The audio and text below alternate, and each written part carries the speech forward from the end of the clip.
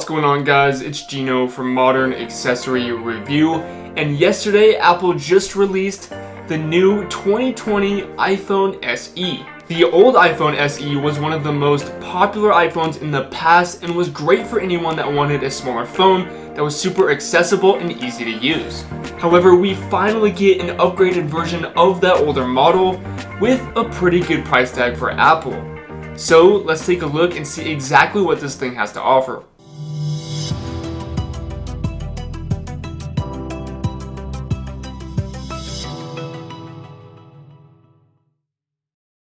Starting off, the new iPhone SE has the body of an iPhone 8, which does have some positives and negatives. Apple is now bringing back Touch ID, which I have always loved before they took them away with the newer iPhone models. Now, I do understand why to get a larger screen without those super thick bezels, but it would be really cool if Apple could somehow put the Touch ID underneath the screen in some future models. With that being said, Face ID has worked really well for me, so it will be very interesting to see what Apple decides to do in the future. Now, with the Touch ID and the iPhone SE, we also get an outdated look in my opinion because of the super thick bezels. We do have some slight design improvements, however, which moves the Apple logo to the middle of the back of the iPhone, and of course we still get that glass back like the iPhone XR, which I have right here.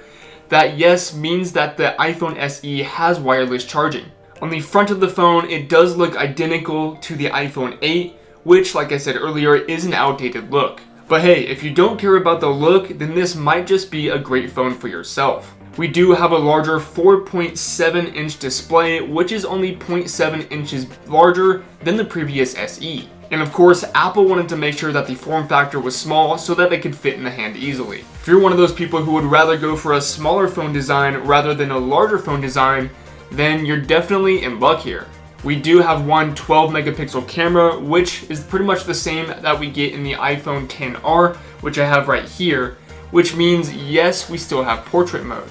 But you will only be able to use portrait mode on humans because without that extra lens that we get in the iPhone 11 and the 11 Pro, the camera can only recognize human faces. We still get the studio lighting within portrait mode, which is always nice, but to be honest, I've never used that much myself, but I did want to let you guys know that we can still use the different studio lightings and stuff like that.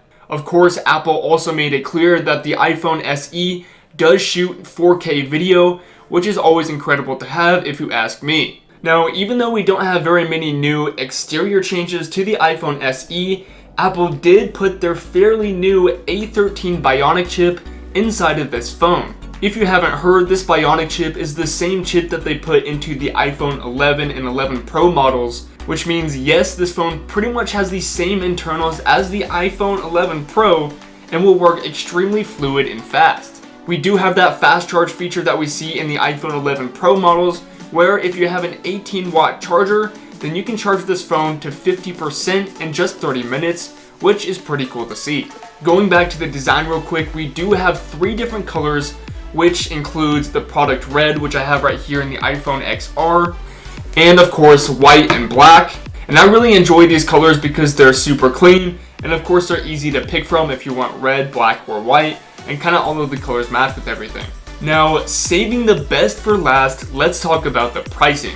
The iPhone SE is going to start at $399, which is incredible for anyone on a budget that wants all of the new internals in their phone. Now, this may not be the coolest looking phone out there, and I doubt you'll have anybody complimenting it, but if you don't care about the look as much, and you just want the new internals, then you pretty much hit the jackpot if you want something with an Apple logo. Of course, if you do want more gigabytes, then the price will be a bit higher. For $399, we have 64 gigabytes, 128 gigabytes for $449, and 256 gigabytes for $549. This is half the price of the iPhone 11 Pro, and it has the same internals like I mentioned earlier, which is really incredible to see.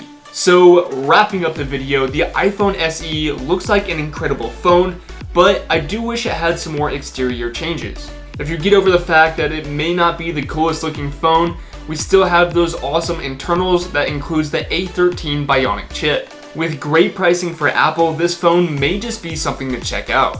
Definitely let me know what you guys think about the iPhone SE in the comment section below. With all of that being said, thanks for watching and I will see you guys in the next video. Peace.